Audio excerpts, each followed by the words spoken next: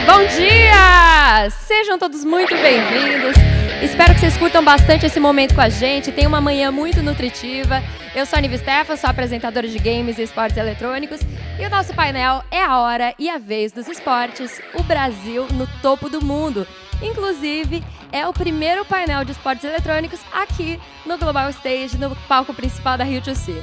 A gente já sabe que os esportes eletrônicos são um grande business, mas qual que é o papel das organizações nesse contexto?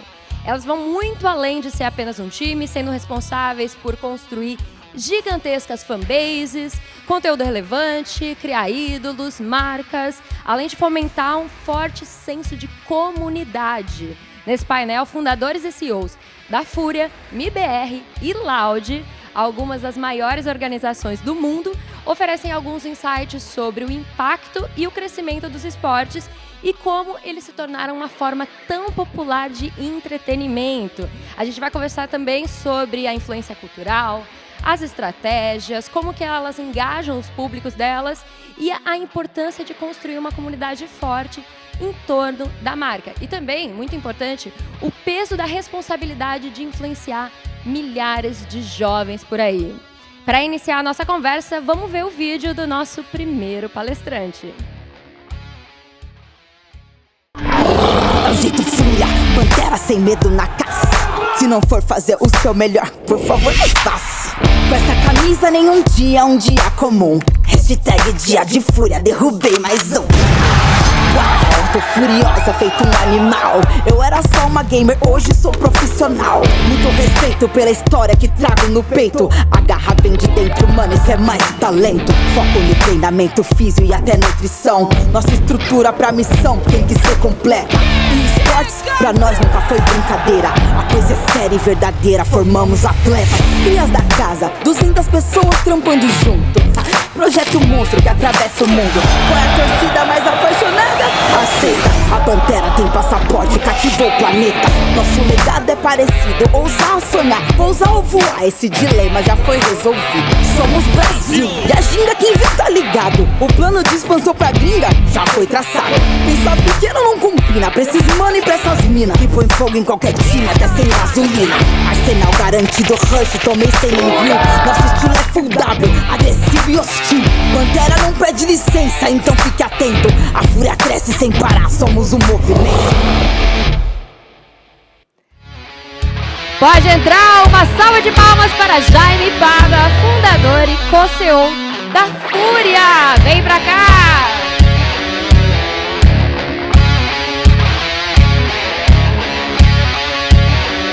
Jaime, primeiramente, muito obrigada.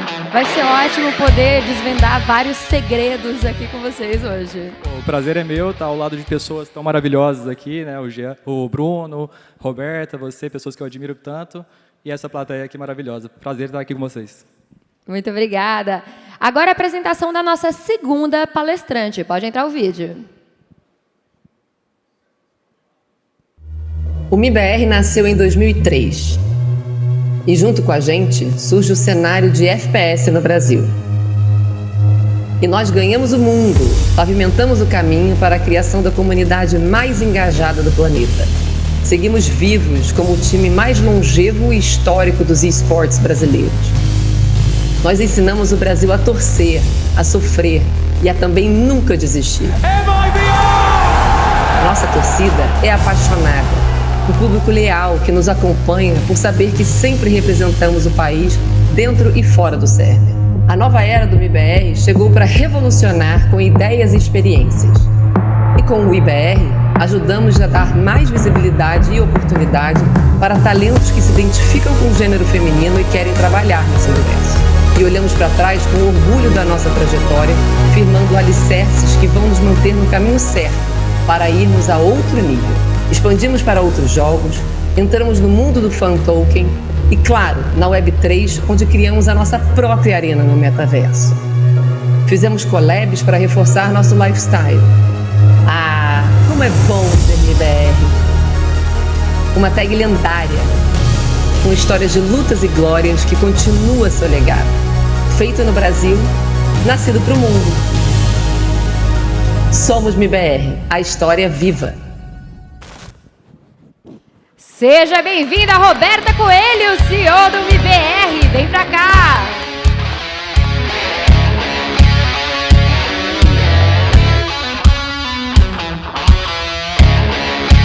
Obrigada, Roberta. Pode tomar seus lugares. Que prazer vai ser conversar aqui com você hoje. Obrigada. Um prazer estar aqui com essa turma tão incrível e com essa plateia incrível também. Obrigada, Rio2C, por estar dando essa visibilidade para o nosso universo, para a nossa indústria, tão importante para o crescimento. Falou, muito importante. E para fechar este maço, vamos ver o vídeo do nosso terceiro e último palestrante. O que é ser loud? Não é apenas hype, tudo é um amor. Uma família que está contigo, independente do que for. Tanto em momentos felizes como em momentos de dor. O peito arde, o sangue vibra no lado de cada torcedor. Profunda, mais do que uma org que não se afunda. Ter vocês conosco é muito mais do que uma ajuda. E o que é ser loud? O que é ser loud é ter raça no coração. Focado no sonho, esquecendo a distração. Sei que no seu passado você pediu oportunidade. E daqui pra frente, você descobre o que é ser loud. Sejam bem-vindos oficialmente à baguncinha! Grande campeã brasileira! A Loud é campeã brasileira de League of Legends! Pra cima! A gente tá no Mundial! A Loud é campeã do mundo, campeã do Champion! Muito obrigado para toda a comunidade brasileira. Já não esperava nem um segundo. Teve o terceiro. Céu, troca, robô, chinos. O vencedor é Loud!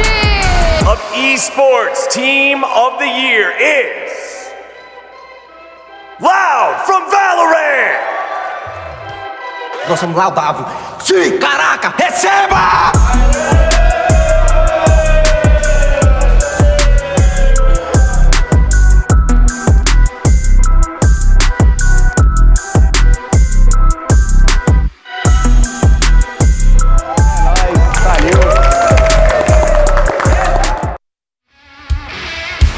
Pode vir pra cá, Bruno Playhard, CEO da Loud. Uma salva de palmas.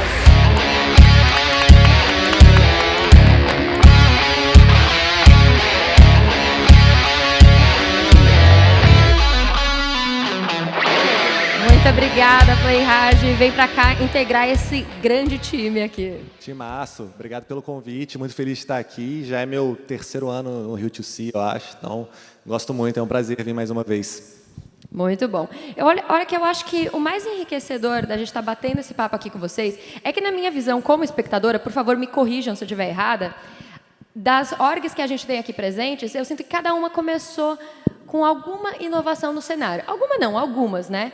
Mas eu creio que a MIBR foi um dos primeiros times a se projetar internacionalmente, levando o nome do Brasil, enquanto a Fúria foi uma das pioneiras a cobrir o máximo de esportes possíveis, inclusive alguns que não estavam sendo chancelados pelo esporte eletrônico, como é o caso do xadrez, como é o caso do pôquer, enquanto a Loud foi uma das primeiras a ter como marca registrada a influência digital, a criação de conteúdo. E hoje, quando eu olho esses três aspectos, eu imagino que nenhuma organização que queira se desenvolver consegue deixar algum desses fatores de fora. Faz sentido essa visão que eu tenho, Jaime? Faz totalmente, assim. Eu acredito que a gente tem estratégias muito diferentes, assim, na raiz, mas no final, acho que a gente aprende muito um com o outro, assim, o que a Loud faz, o que a MIBR faz, e faz parte do DNA nosso, assim, de estar na competição, de criar conteúdo digital, de engajar, de ter uma tradição. Então, acho que faz muito sentido o que você está falando. Roberta, como que você vê essa visão desses aspectos? O que uma org precisa hoje para se desenvolver? Olha, eu acho que, antes de mais nada, é importante, e aí, principalmente, né, nós três aqui, nós somos três organizações, somos três empresas, né? A gente tem estrutura de empresa, né? Nós somos uma organização esportiva, mas somos uma empresa de entretenimento também, que tem na nossa comunidade, nos nossos fãs, nos nossos torcedores apaixonados, o principal foco. Então, tudo que a gente faz é para eles. Quando a gente fala do competitivo, você falou do MIBR e para o internacional, claro, a gente está sempre buscando participar dos campeonatos internacionais para dar cada vez mais visibilidade, para trazer o orgulho para a torcida. Quando a gente fala de expandir para novos jogos, a gente quer expandir essa comunidade, né? Expandir e dar maior possibilidade também para eles torcerem. E quando a gente fala de conteúdo, sem dúvida nenhuma, está super presente, é uma forma de entregar a experiência. com conteúdo, indo atrás de inovações, a gente falou aí do metaverso, usando a Web3, enfim. Então, cada vez mais a gente está estruturado, super profissionalmente como empresa e pensando o tempo inteiro em como entregar essa experiência para o fã. Então, você está certíssima. Todos esses 3 pilares não podem faltar dentro de uma organização de esportes hoje em dia. Como que você viu isso, Bruno, no momento que vocês fundaram a Loud? Faz sentido? O que vocês estavam aspirando? De onde vocês queriam chegar? O que vocês achavam que precisava para uma org? Eu acho que, apesar de a gente estar no mesmo mercado e sermos empresas competidoras dentro do servidor ali, as empresas são bem diferentes, cada uma traz a bagagem dos fundadores, das pessoas que trabalham ali, dos integrantes de cada time, e isso agrega muito para formar o que cada organização representa e isso que vai fazer o público se conectar e atrair dentro dessas subcomunidades dentro do mercado da indústria de games. Então, a Loud, quando chegou, não tinha como ir para outro caminho. Produzo conteúdo desde quando eu tinha 13 anos de idade, desde a época de Orkut, blog. Então, eu trouxe bastante essa vertical, né? E por isso que a Loud tem essa veia tão forte. A gente foi crescendo, aprendendo, evoluindo, entendendo áreas que a gente não era tão experiente, vendo que isso também traz valor para a empresa. E o mercado hoje amadurece todo junto. Eu tenho certeza que todas as empresas estão sempre olhando, tentando se adaptar no que dá certo, como trazer o seu pessoal para algo que no mercado é uma necessidade, sabe?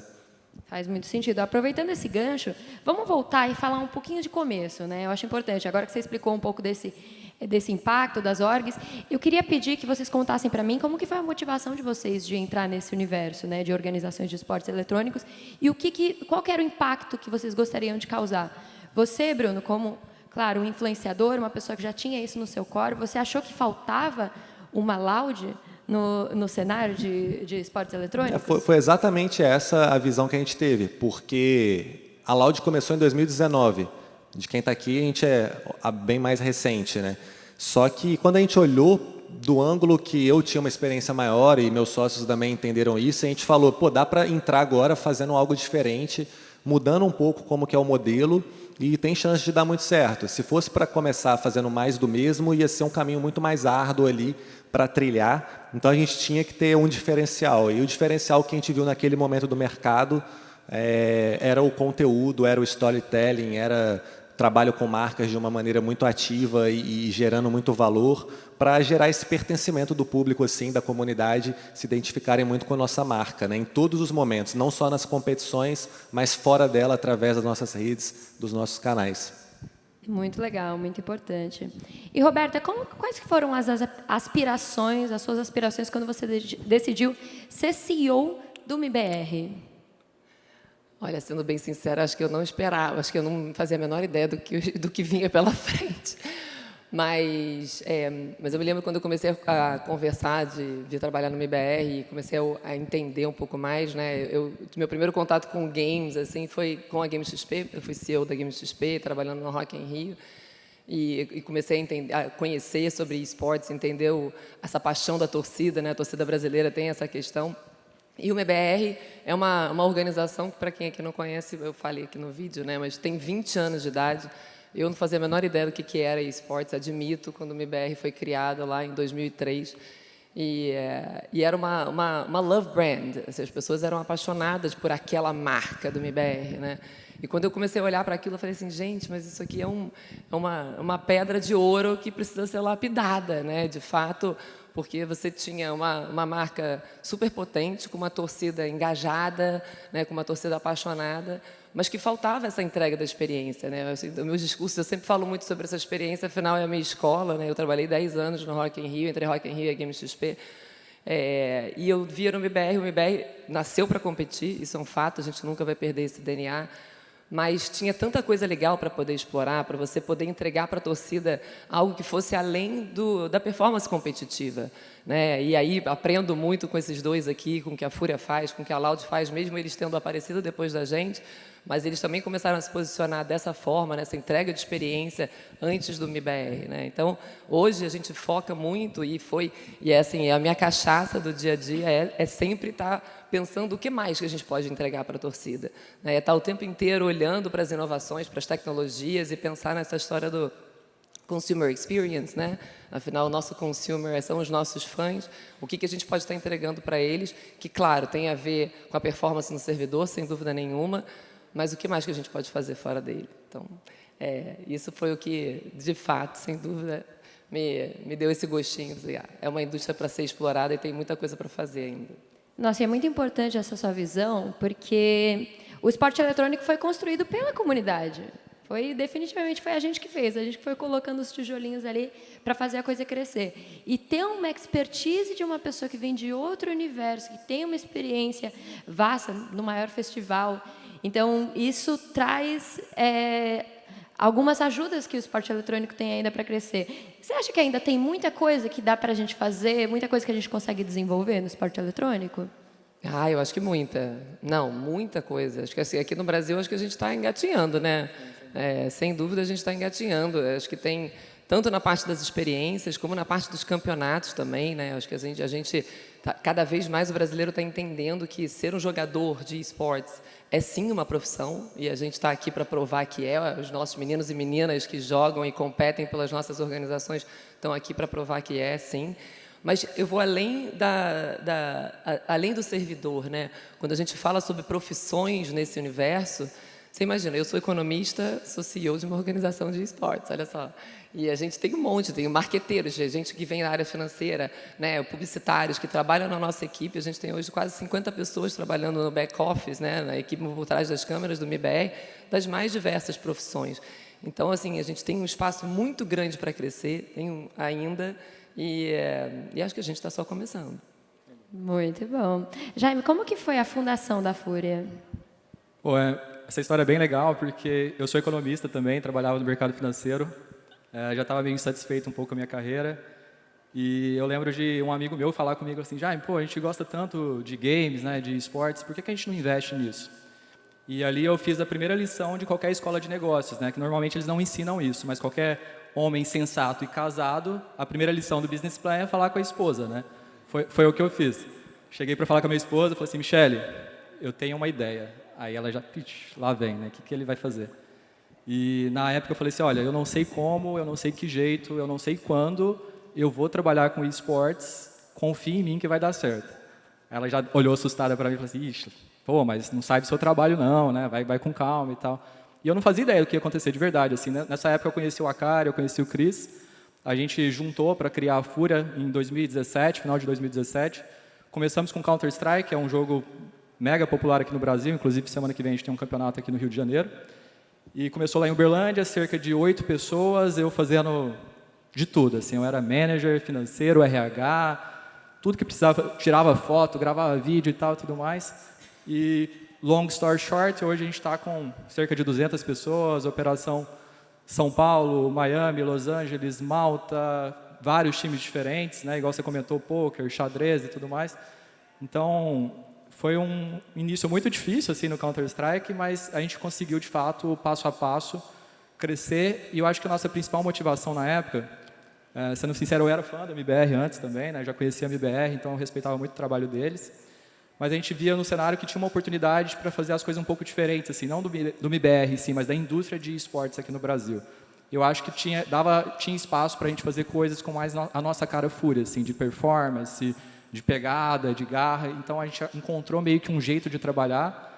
Ao contrário do Bruno, eu não tenho nenhuma facilidade assim, para gravar conteúdo, eu não tenho essa veia, respeito muito, mas aí a gente acabou encontrando o nosso jeito de trabalhar e legal o que a Roberta comentou também, que é um mercado muito amplo e diversas oportunidades, não só para economistas, né, para quem é de moda, marketing, financeiro e por aí vai.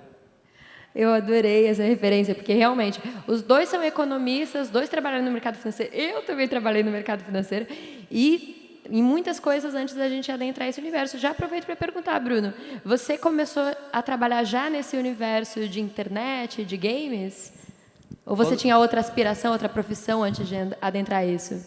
Na verdade, eu fui morar sozinho com 17 anos e eu já me sustentava trabalhando com conteúdo, não era games na época. Eu fiz o meu canal com 17 anos e aí foi focado em games mobile, mercado que cresceu, estourou muito, e aí eu peguei essa onda de crescimento. E 7 anos depois, culminou aí na Loud, começando com o Free Fire, que é um jogo mobile, onde a gente tinha mais expertise. Mas me formei em ciência da computação, não exercia, nunca programei nada, nunca fiz nada depois do meu curso. Mas foi super legal, assim, eu acho que toda bagagem é válida, eu acho que tudo que vocês tiveram antes, tudo que eu tive antes ajudou a construir o que nossas empresas são hoje.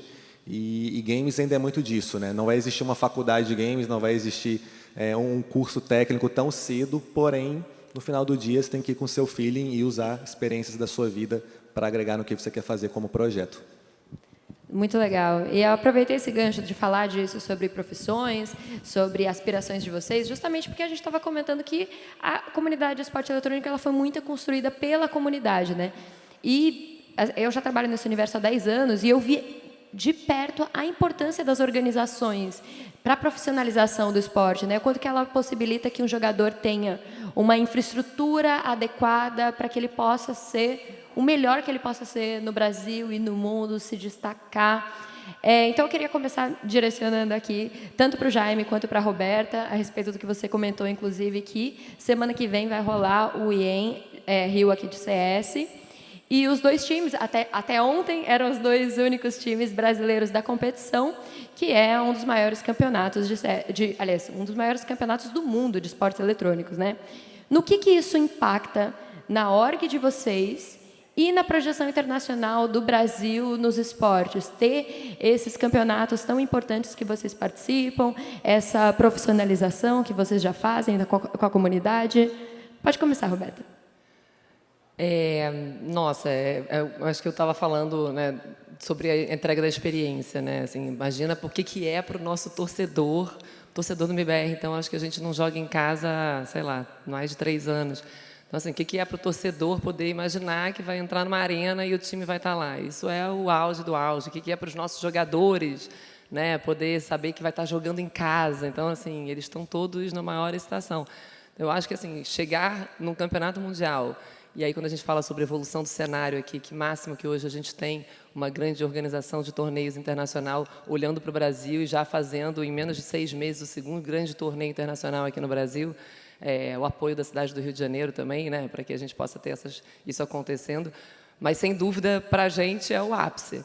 É o resultado de um trabalho, é o resultado de muito treinamento, porque, gente, assim, eu sou fã desses meninos e meninas, eles treinam muito, sei lá, 12, 14 horas por dia, 6 dias por semana, viagens incessantes, né? Estão viajando pelo mundo o tempo inteiro, estão sempre com uma marinha de rodinha, né, viajando de um continente para o outro. Então, você poder chegar num campeonato desses, né, tendo toda a torcida a seu favor e um monte de coraçãozinho nas redes sociais, isso faz definitivamente um resultado que a gente espera. Então, e eu acho que tem um outro aspecto que é importante também, que a sociedade assim, não consegue ainda perceber o tamanho da indústria de esportes, né? Porque assim, todo mundo consegue entender que a indústria de games é maior do que várias outras indústrias do entretenimento. Porém, por exemplo, a gente teve um Major aqui em novembro do ano passado, na Gioness Arena tinham 25 mil pessoas gritando e torcendo, e às vezes passavam gente do lado de fora e não fazia ideia do que estava acontecendo, assim, né? Tipo, o que está acontecendo? É show de alguém? É, sei lá, campeonato futebol, alguma coisa? E, na verdade, o eSports ele se tornou, está cada vez mais mainstream, né? Então, hoje a gente está tendo a oportunidade de falar com pessoas que conhecem eSports, mas talvez não sabem o que está acontecendo, mas, na verdade, é uma sociedade até então invisível, mas que está em todos os lados, assim. Hoje a galera está acompanhando ali no metrô, está assistindo o jogo, assistindo o Gaules, está vendo a Fúria, está vendo a Loud, está vendo a MBR. Então, ela faz parte e está presente nesses palcos faz muita diferença, assim.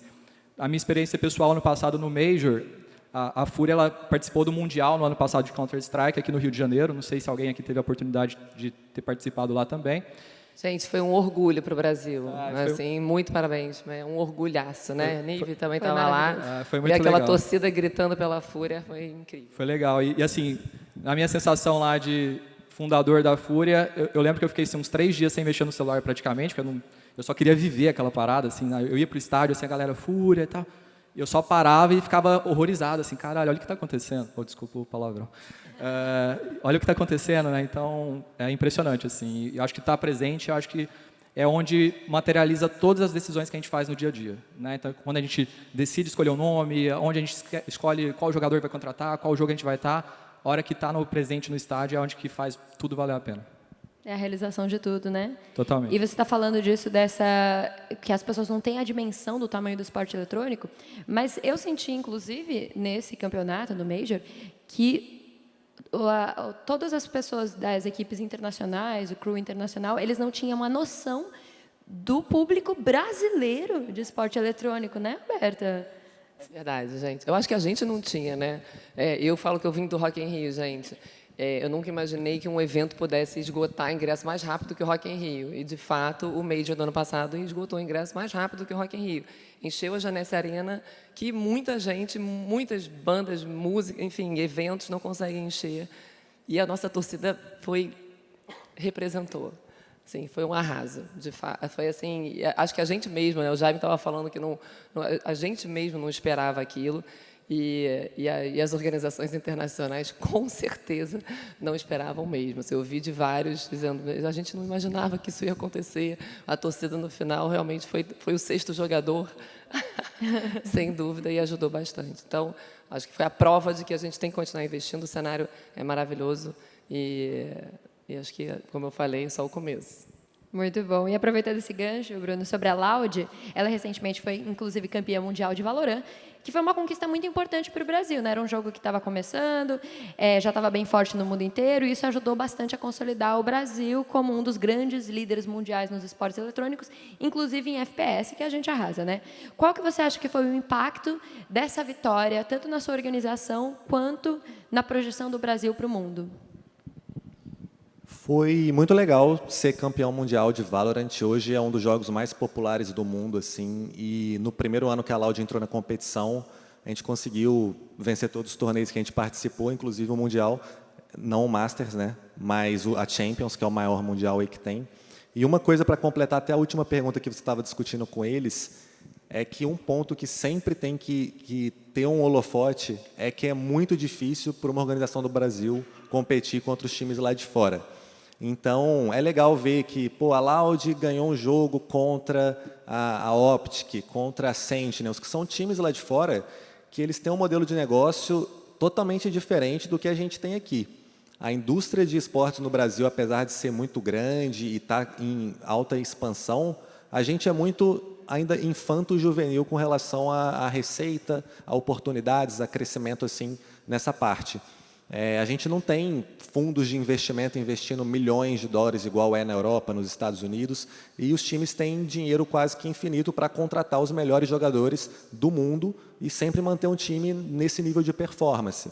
Então, cada jogo que um time do Brasil consegue enfrentar um time de fora e ganhar, lidando com outras cifras de patrocínio, outra estrutura de staff, condições que a gente que mora no Brasil sabe como é que é, já é uma validação absurda, assim. Então, eu acho que o primeiro momento é esse, é tirar aquela ideia na cabeça até de quem joga e quem vive lá fora, de que o Brasil é uma região pequena, que o mercado ali, os jogadores, beleza, se aparecer alguém bom, o time lá de fora vai vir, vai comprar e vai levar para o time dele.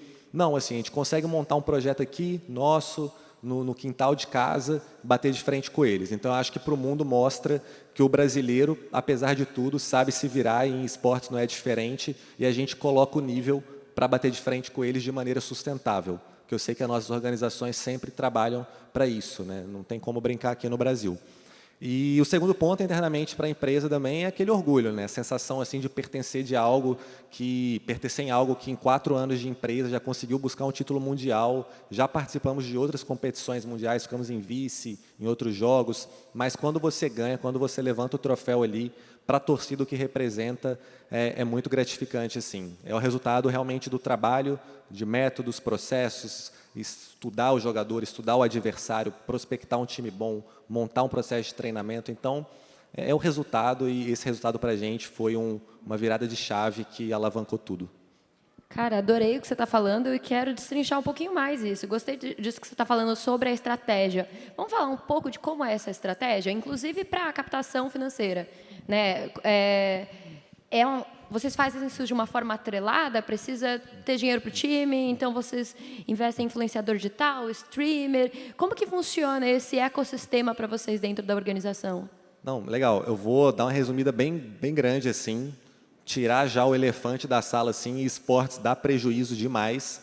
Então, às vezes o pessoal não gosta de falar, mas a operação de esportes, você ir competir, compra jogador, vende jogador, tenta ganhar a premiação do título, isso no longo prazo vai dar prejuízo.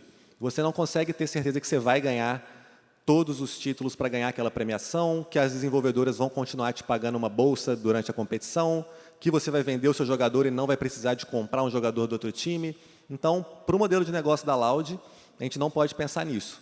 A gente tem que entender como oportunidades o que além daquilo, da competição, que se conseguir zerar a conta ele é muito legal, a gente consegue trazer de oportunidade de receita. Patrocínio para a gente foi muito forte graças o grande outdoor de mídia ali que a gente tem como produção de conteúdo. Então, a gente conseguiu trazer marcas gigantes, Itaú, Burger King, Fusion, Ambev, Twitch, Mentos, várias marcas que a gente negocia de dentro de games e de fora. Só que esses patrocínios também têm um limite. Então, vamos supor que dê tudo certo na Loud, deu tudo certo na Fúria, a gente fechou todas as categorias. Não vai vir 2 bancos querer patrocinar a mesma organização. Então, a gente tem que sempre estar pensando em frentes de receita escaláveis. Porque, como eu disse, diferentemente de alguns times lá de fora que conseguem fazer as rodadas de investimento com valuations muito alto e trazer uma grana que sustenta a operação por anos, no Brasil é um pouco mais complicado. Então, pelo menos na Loud, a gente hoje vê patrocínio como a principal fonte de receita, patrocínio e mídia, mas no futuro a gente almeja continuar construindo algo que a gente já faz nos últimos anos, que é realmente entender nosso consumidor para gerar valor para ele de uma maneira que o nosso torcedor é nosso cliente. Isso pode acontecer de diversas formas, assim. É como você pensar que uma marca muito relevante como Red Bull ou Nike parte de um produto e constrói uma grande história em volta daquilo, conteúdo, experiências, e organizações como a Loud parte de uma experiência, de um momento, mas não tem um produto. A vantagem é que quando a gente parte do mundo digital, a gente quebra muito custos de logística, distribuição, e a gente pode distribuir diretamente pela internet, pelas plataformas, por software, coisas que são muito mais escaláveis. Então, é um pouco nisso que a gente está investindo para que a empresa saia um pouco do modelo tradicional de receita e consiga crescer ano a ano. Muito legal. Eu achei esse papo muito rico. Vamos continuar nele? Roberta, como que você vê essa questão de estratégia dentro do MIBR? Então, assim, eu estou com o Bruno. Também para alinhar expectativas no longo prazo, e esportes, se você ficar dependente, né, da performance competitiva, é muito ruim e acaba não gerando, não vai pagar as contas. É por isso que a gente vê muitos times que começam e acabam, e não se sustentam. Então, da mesma forma que a Loud e a Fúria, com certeza, o MIBR hoje se reposicionou para que a gente seja uma marca que, de fato, interesse aos patrocinadores, né? Como é que a gente entrega a tal da experiência, que eu fico batendo na tecla, mas como é que a gente entrega essa experiência não só para o nosso fã, mas para o nosso patrocinador também, né? Como é que a gente consegue atender, porque hoje as marcas estão loucas para entrar nesse universo. Hoje a marca que quer falar com o jovem, ela tem que estar no universo de games. Se ela não tiver, ela está errada. Então, como é que a gente se coloca como sendo uma empresa, uma organização que seja essa porta de entrada para essas marcas, né? Tanto as marcas endêmicas, que são as mais fáceis, que você não vai precisar convencer e nem dizer que, olha, o CS tem tiro, mas não é, a pessoa não vai sair daqui atirando em todo mundo que está jogando CS. Mas as marcas não endêmicas, que são as mais difíceis, mas que de fato tem onde os orçamentos de marketing são os maiores, e são aquelas marcas que a gente quer ter junto também, para poder estar falando com a nossa comunidade de uma forma muito orgânica. Então, como é que a gente encontra, né, todas essas outras possibilidades, quer seja através de uma experiência no metaverso, né, quer seja com uma coleção de NFTs, ou com fan tokens, ou com a própria lifestyle, né, você se vestir, collabs, enfim. Então, hoje, a gente também está olhando para diversas outras oportunidades. Hoje, o MIBR é uma empresa cuja receita vem também de patrocínio. A gente também tem grandes marcas patrocinadoras, graças a Deus. Mas a gente hoje também está em busca de novas receitas, né? Sempre olhando como é que a gente pode gerar novas receitas e, de uma forma ou de outra, estar entregando essa experiência para o fã através de outras receitas também, de outras operações. Muito bom. E, Jaime, e você? Como que vocês veem dentro da Fúria essas estratégias, visões de novas oportunidades, novos negócios? Tá, eu enxergo que o mercado de esportes está em plena expansão, assim. Eu concordo com esse ponto de vista de crescimento orgânico. Eu acho que a indústria de esportes ele tem uma limitação, né, de não ser tão escalável. Porém, eu acredito que o mercado está se desenvolvendo a ponto de, por exemplo, a gente ter organizações de esportes valendo 500 milhões de dólares, 700 milhões de dólares. Por exemplo, hoje a principal franquia de esportes no mundo é a Dallas Cowboys, né, um time da NFL. Eles valem 5,5 bilhões de dólares. Então, eu acredito que o mercado de esportes ele tende a caminhar para isso. Assim, acho que a gente vai ter daqui 1 ano, 2 anos, 3, 4, 5 anos, organizações de esportes valendo mais de $1 bilhão, tranquilamente. Porque eu acho que é uma mudança que está acontecendo na economia, assim, no ecossistema. E do jeito que eu vejo a Fúria, a gente vai, de fato, surfar esse crescimento orgânico, mas também a gente está olhando para essa possibilidade de ter outras fontes de receita, né? Seja marca de roupa, Web3 e tudo mais. Então, assim, a gente está sempre plugado em novas iniciativas, mas eu acho que, ainda assim, o mercado ele tem um crescimento orgânico muito forte. Muito bom. E para ter esse crescimento orgânico, claro que precisa de muito esforço da parte de vocês. Como que vocês fazem para engajar a comunidade de vocês? Legal. Acho que cada organização tem um perfil diferente de engajamento, né? Como a Fúria, a minha raiz é de games, né, de esportes, então a gente sempre foi muito presente na competição, né? A gente não era tão forte assim relacionado a conteúdo. Hoje, de fato, a gente desenvolveu muito. A gente aprende com os nossos pares também o que eles fazem e tudo mais. Mas a gente tem uma tendência muito mais de engajar pelos resultados, pelas histórias, pelas narrativas que a gente conta nas participações de campeonatos. E eu acredito que a Fúria também teve, no Brasil, um certo pioneirismo em redes sociais de lidar com bom humor, né? De ter um perfil mais humano, de saber brincar com a torcida, de saber brincar com a comunidade. E eu acho que é algo meio comum assim, hoje em dia na social media. E eu acho que isso foi um acerto muito grande assim, para saber engajar do jeito certo, ali, independente se você vai ganhar ou não. Como o Bruno comentou, a gente nunca sabe se a gente vai ganhar, né? A gente faz investimentos, contrata jogadores. No final, é um time só que ganha. Então, a gente não consegue criar um negócio que, de fato, dependa de ser campeão ou desse resultado. Mas a gente pode criar um negócio em volta disso, né? Dessa história, dessa narrativa, desse engajamento com os fãs. Muito bom. Como que é o perfil público do MIBR, né? Como que ele engaja com a comunidade? Você estava falando que a cachaça de vocês é todos os dias tentar fazer essa comunidade ficar engajada. Como que vocês fazem isso? Olha, muito estudo e teste. Né? Então, acho que assim, o Jaime trouxe um ponto, aliás, os dois trouxeram, né? Mas assim, a história do humor, né? De como é que você brinca, às vezes, com o seu próprio fracasso, né? E acontece. Então, como é que a gente faz essa brincadeira de entender que nem sempre a gente vai ganhar? O Jaime bem falou, assim, no final das contas vai ter um único vencedor.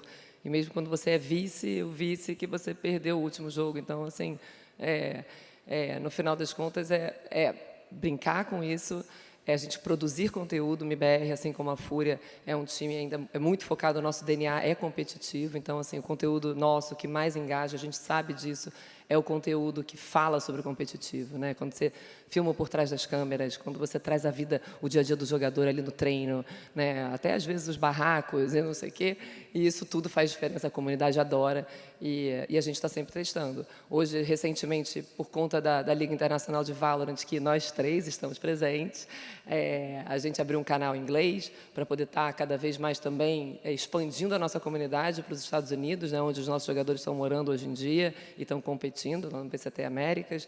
A gente abriu um canal de YouTube focado em Valorant também, porque acaba que com a expansão de novos jogos, expandindo para outros jogos, você entope o seu Twitter, né, para falar de jogo o tempo inteiro e a comunidade fica meio louca, não sabe para onde ir. Então, é o tempo inteiro testando para que a gente possa dar, de novo, voltando à tal da experiência, mas para que a gente possa dar essa experiência para a comunidade. Quem gosta de seguir o CS sabe aonde ir, quem gosta de seguir o dia a dia, o hora a hora do jogo, sabe aonde ir, quem vai poder acompanhar o Valorant só com os vídeos de Valorant vai saber onde ir. Então, acho que é muito por aí. Muito bom. E existe uma cobrança muito forte da comunidade também, não tem, Bruno? Existe uma cobrança muito forte da comunidade, né? E no momento que vocês são vice, ou um campeonato que vocês são desclassificados. Como que vocês fazem para engajar a comunidade de vocês, inclusive nesses momentos? A torcida, eles são muito apaixonados, então é esperado que a cobrança venha. E muitas vezes as cobranças trazem insights muito bons para o negócio. Assim. Se você vê que uma cobrança ela é recorrente, com embasamento, com argumentos ali que fazem sentido, muitas vezes isso pode e deve ser usado como um insight para alguma mudança dentro da empresa. A gente faz isso muito na Loud. A gente percebe que alguns formatos de conteúdo não estão performando tão bem, baseados em feedbacks. A gente tem seguidores muito fiéis que são donos de perfis de fã-clubes sobre a Loud, com dezenas de milhares de seguidores. E essas pessoas fazem essas comunidades com uma maneira que eles sabem que eles podem passar opinião sem ser uma forma tóxica, sem ser uma cobrança que lembra, às vezes, infelizmente, times de futebol que cobram de uma maneira agressiva e que estão xingando os jogadores, a comissão técnica. Rola ainda? Rola, às vezes rola, só que assim, a gente tenta limitar isso e entender quando que essa cobrança ela é positiva ou não, assim, porque a internet, ainda mais para a gente que tem esse lugar do digital e está conectando com essa geração tão jovem, a gente tem que entender que a gente tem que passar uma imagem tanto positiva quanto diminuir a toxicidade nesse ambiente, que é uma pauta super em alta assim, no mercado hoje em dia, né? Então, a cobrança rola, a Loud tem muita gente que acompanha, então tem muita cobrança, e o público gosta muito do que a gente faz, então eles levam muito a sério as cobranças. Deixa eu só comentar uma história rápida aqui, inclusive sobre cobrança, né? Direto, às vezes, por exemplo, a Fúria perde algum jogo importante, aí eu entro na DM do meu Twitter lá e tem um cara me xingando. Pô, tem que mudar esse time, o que vocês estão fazendo, não sei o que lá, canalha, não sei o que. Aí, tipo, eu não respondo, né? Tipo, não faz sentido responder o cara com raiva ali. Aí passa o dia seguinte, o cara já dormiu, acordou tranquilo, aí ele chega lá, ô Jaime, desculpa, eu tava nervoso, cara, eu gosto mais da Fúria e tal, desculpa o que eu te falei. Eu falei, não, cara, não tem nem como eu ficar bravo com você aqui nessa situação, né? Faz muito sentido. Essa paixão, ela também é passional para os dois lados. E isso que você estava falando é muito importante, dessa sua visão de como influenciar essas pessoas de uma maneira positiva, né? Importante, né?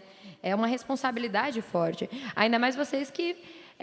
a Loud ela foi criada por jovens empreendedores, né? Isso no começo foi um obstáculo ou uma qualidade de vocês, uma vantagem? Sim, eu acho que ser feito pela própria comunidade, para a comunidade, foi uma vantagem absurda no início.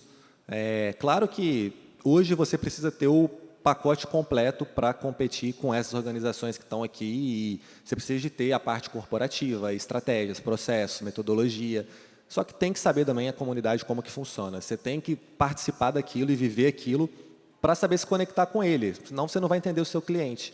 Então, eu acho que isso no início da Loud foi o que alavancou para no primeiro ano a gente ser o maior canal do YouTube do mundo, para a gente se tornar o TikTok de esportes mais engajado do mundo, tudo no primeiro ano de empresa, sem dúvida foi uma vantagem. Ao longo dos anos a gente foi percebendo as desvantagens, né? Muita gente não entendia muita coisa sobre gerir uma empresa, mas isso a gente foi resolvendo e tudo isso tem como resolver, tanto não entender do outro lado da parte de entender o público, quanto não conseguir gerir uma empresa tão grande que chegou na casa de centenas de pessoas, semelhante à Fúria que o Jaime comentou. Então, é importante e para a gente foi ótimo. Muito bom. E, Roberta, correndo o risco aqui de cair no clichê contigo, a gente sabe que o universo dos esportes eletrônicos é majoritariamente masculino. E como que você vê a importância de ter uma mulher como você à frente de uma das maiores organizações do mundo?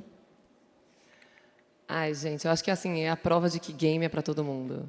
Essa que é a prova, assim. A verdade verdadeira é que eu fico super feliz de poder ser essa referência, de poder mostrar para as mulheres que a indústria dos games é incrível, que está cheia de oportunidades e que é realmente para todo mundo. A gente vive numa sociedade onde game é coisa de menino, né? E é uma coisa da sociedade, não é de ninguém, não é da indústria. A indústria não é... É claro que tem o seu preconceito, sem dúvida, mas que indústria não tem preconceito contra as mulheres, né? Muito cá entre nós. A indústria dos games não tem exclusividade nisso. Então, é uma indústria que está de braços abertos. Acho que aqui a gente também está falando de 3 organizações que prezam por isso, que incluem, que tem muita mulher trabalhando. O MIBR hoje tem 50% do quadro de funcionários do MIBR são mulheres. O MIBR hoje é feito por homens e mulheres em igual número. Então, acho que assim, a maior prova e que eu fico mais feliz é de mostrar que realmente, olha, não sou jogadora profissional, não fui, sou péssima. Inclusive, lá em casa, ninguém gosta de jogar comigo. Mas hoje estou à frente de uma organização, de uma marca incrível, que eu sou apaixonada. E eu acho que o universo me recebeu de braços abertos, de uma forma ou de outra. Então, mulherada que está aqui na plateia, é uma super oportunidade. E você também, né? É boa para falar sobre isso também, né? Então, eu gosto de poder ser esse exemplo. Muito bom, maravilhoso, um ótimo exemplo. E também no que impacta da gente ter donos americanos numa org que foi feita no Brasil? Isso é pergunta de torcida, hein? Isso é pergunta de torcedor. Não, mentira. Eu acho que, olha, vou começar, então, os americanos, na verdade, o MIBR deve muito aos americanos, né? Para quem não sabe, como eu falei, a gente tem 20 anos de idade, mas em 2012, aquele projeto inicial foi colocado em stand-by, e em 2018, por conta desse grupo de investidores americanos que comprou a marca e resolveu trazer o time de volta, que o MIBR voltou a acontecer. Então, eu devo muito a eles ser uma mulher, porque foram eles que me contrataram. Então, eles, de fato, são investidores que acreditam nas mulheres no mundo dos games. E o MIBR continua sendo feito no Brasil. Não tem um americano hoje na nossa equipe, um americano que dá pitaco. Eles só estão ali e suportam, né? Estão ali investindo dinheiro quando a gente precisa. Mas o MIBR hoje, sem dúvida, e continua sendo feito no Brasil. Muito bom. Agora, quem sabe, né? Quem sabe? Quem quiser investir, olha, não é? Quiser comprar? Quer comprar, Bruno? Não é, não? Ô, Jaime, e a gente estava falando aqui da importância dessa diversificação de modalidades, né, para os esportes eletrônicos, e a gente vê organizações como, por exemplo, o Corinthians, o Flamengo, que vem do futebol querendo investir no esporte eletrônico, enquanto a Fúria, ela começa no esporte eletrônico e começa a migrar para outras modalidades também. Como que você acredita que esses outros universos podem se beneficiar nesse crossover com os esportes eletrônicos? Tá, acho muito legal, porque de fato acontece esse movimento, né, de equipes de esportes tradicionais se plugar com esportes. O jeito que eu enxergo isso é que está acontecendo uma mudança demográfica, né? Eu, por exemplo, eu adoro futebol, adoro jogar futebol, eu jogava na minha infância, ia para o clube e tudo mais.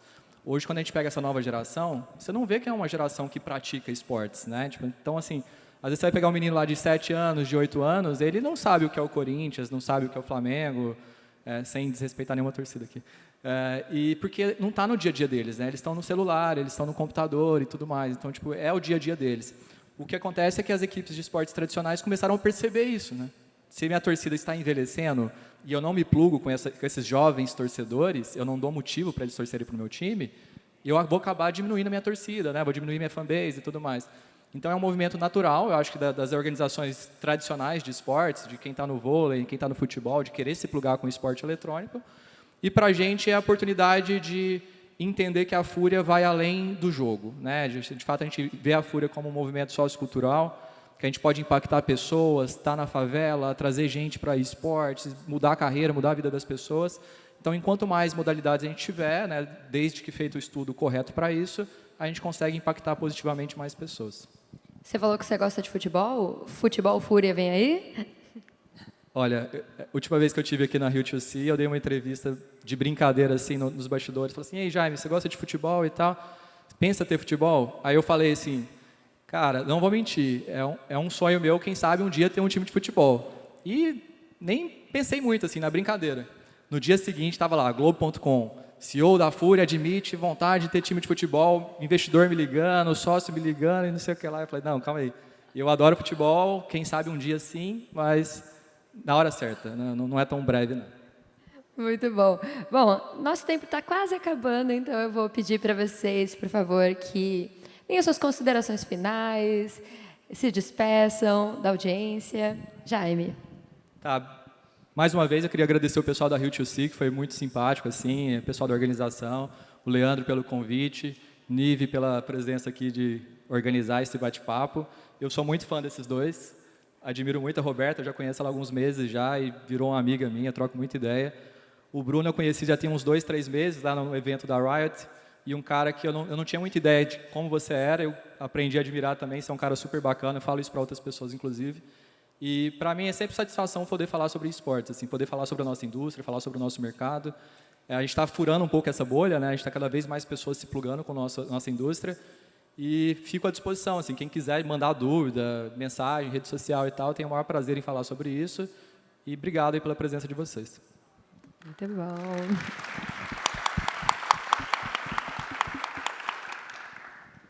Roberta.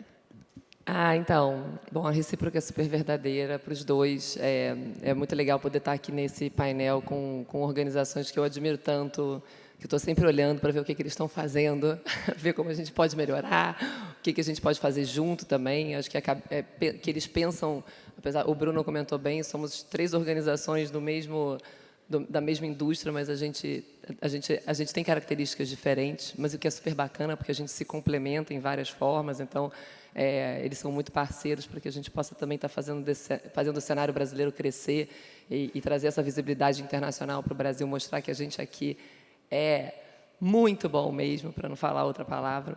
Mas eu também fico super feliz de estar aqui. Para mim é uma indústria, e aí falando um pouco dos esportes, né? Como eu comentei, eu sou recente nesse universo e sou completamente apaixonada mesmo. Eu acho que assim, a gente tem muito para crescer ainda, tem muitas oportunidades. É uma indústria, assim como os esportes, né? Nós somos entretenimento, sim, e isso para mim a grande graça da história, né? A gente poder trazer, acho muito legal quando o Jaime fala que a Fúria é um movimento sociocultural, e é mesmo, né? Quando a gente traz toda a pegada urbana, né? Fala sobre lifestyle, e o MBR também está indo nesse caminho. Eu acho que esse é o grande barato da história. É uma indústria que vale investir, que as marcas estão olhando, né, muito, porque, como eu falei, falar com game, quem quer falar com jovem tem que falar com game, não tem jeito. E é isso. Também estou super à disposição. Me chama no LinkedIn quem tiver dúvida, bater papo. É isso.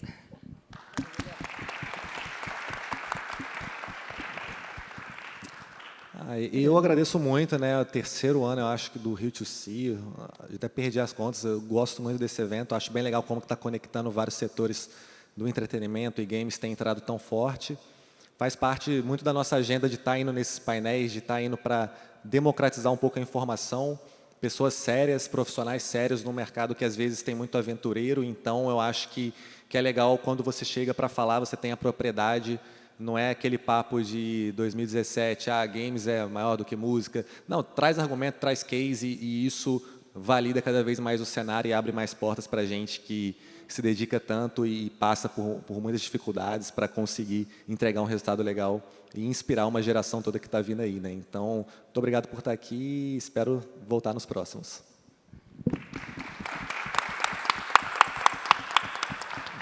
Pessoal, de verdade, muito obrigada pelo papo. Foi ótimo poder conversar com vocês 3 aqui. Jaime, Roberta, Bruno. Muito obrigada a toda a organização da Rio to Sea. Muito obrigada a todos vocês que acompanharam. Um beijo e até a próxima. Obrigada.